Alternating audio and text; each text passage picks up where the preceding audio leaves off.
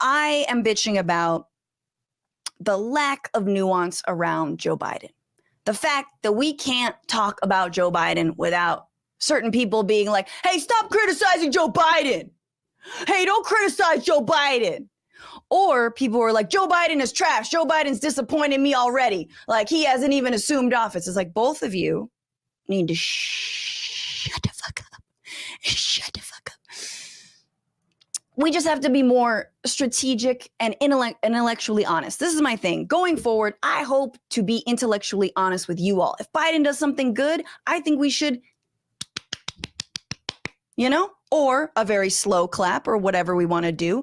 If Biden does something shitty, let's call that out as well, right? But the knee-jerkness around like, don't criticize him, he's better than the fascists. Like, obviously he's better than the fascists, but also like, let's not just be like, he's a neoliberal war hawk that's already declared war on Iran and China. Like, that's also not real. So for example, this week, right, Biden unveiled this $1.9 trillion COVID plan. He's got to obviously get it passed through Congress. But there's a lot of shit in there that we haven't seen in this entire year of now almost 400,000 deaths. This ridiculous moment that we're in, an absent federal government. And in it is things like expanding paid emergency sick leave for people who work at giant corporations, because Amazon and Walmart clearly can't do it on their own, but that is going to extend benefits to 106 million people. That's huge. More direct payments, like a stay on evictions, which is really, really crucial. Yes, there's $1,400 instead of $2,000, which we all know, plus the $600 adds up to $2,000. But still, I get that we're salty that it wasn't $2,000 out of the gate. But I will say that I think there are other things in the COVID package that will ameliorate and alleviate some of the hardest hit folks, the essential workers, the people who cannot work from home. So let us be a little more fair and full-throated, full-eyed, bright-eyed and bushy-tailed. You know what I'm saying? Basically, let's read stuff before we fully come down on like, he's a corporate shill, that kind of stuff. Also, this is the transition of power. And apparently in the first 3 days of Biden's presidency, this according to a memo by Ron Klain, who's his chief of staff, they're going to do a whole bunch of stuff and reverse a whole bunch of stuff. So reversing the Muslim ban, rejoining the Paris Climate Accord, extending pandemic relief, related limits on evictions, student payment loans, issuing a mask mandate for the love of God, and also trying to reunite children with their families, those who were separated at the border from their families. The last thing is that apparently in the first few days, he's going to be introducing a plan for legalization and status for 11 million undocumented immigrants. That's huge, right? Now, I'm not saying he's not already and going to be disappointing, all right? It's Joe Biden. We know he's going to be disappointing. In fact, the only idea that I ever had that a president couldn't be disappointing was when Bernie Sanders was running. And I was like, hey, maybe the empire isn't all that bad. And then you're like, oh, man. But so these are good things. Let's give credit where credit is due. Let's maintain our critiques. Let's push him, and let's make sure that the most corporate instincts are not followed by making sure there's massive pressure and people in Congress who are also getting behind that pressure. I think I'm making sense. That's right. Hell yeah, making sense. Thank you so much, you guys, for being here. And without let me just finally, I saw a point that I had written down. I just want to say that it is important as leftists to not get black-pilled into nihilism, all right? This is the difference, we hope, between us and the right wing. The right wing is the most cynical force in this nation, right? They are so cynical they would vote in Trump, right? Because they're like, fuck it, demagogue.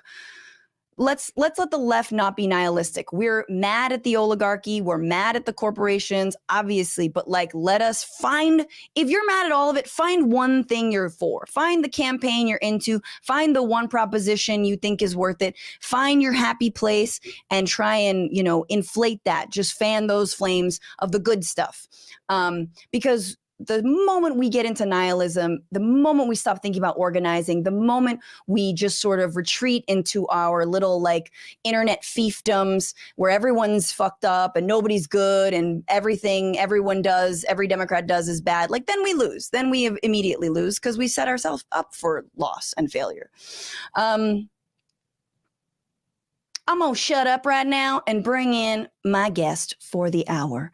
He is a comedian, podcaster, former political operative who has created award-winning content for YouTube, Playboy, and Condé Nast. Currently, he is the co-host of the Daily Zeitgeist podcast on iHeartRadio. I have been a guest. It's so good. He is so wonderful. Please welcome Mr. Miles Gray. Oi, Joe Biden is a corporate shill, mate. I won't have it any other way, man. You seen it. You seen the cabinet pics, mate. West exec, really, bruv. Secretary of State, really, bruv. No, I do. I feel you. It's a wild time. The bar's so low that I'm crying too, looking at that stimmy package. I'm like, mask mandate, and I'm like, that's right. There was no bar even on the ground. This is a very interesting time. I was telling you before, like when we were kind of talking about this.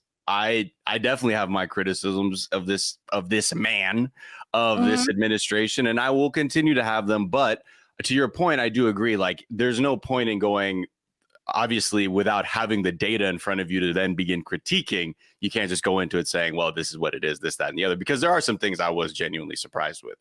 All that to say, you got to keep your eye on it, because my fear is that people are going to get so swept up in seeing somebody who understands what it means to hold office that we're completely sort of off balance after the last couple of years of just seeing an absolute tragedy, and not knowing like what is good, what's worth pushing against, what's still worth trying to burn some political capital for.